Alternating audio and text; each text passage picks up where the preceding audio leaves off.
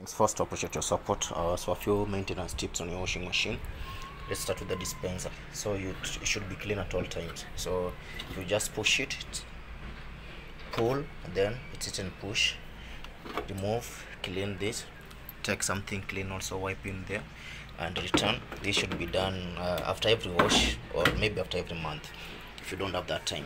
But about the rubber, always pass after you've done the wash.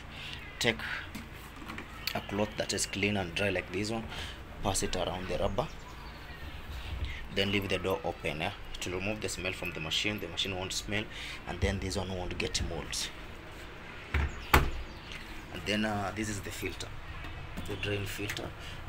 Always open the drain filter after every month, because all the dirt that passes through here comes here. So if you don't open here and remove all the things that go through the drum, the machine will have blockage issues.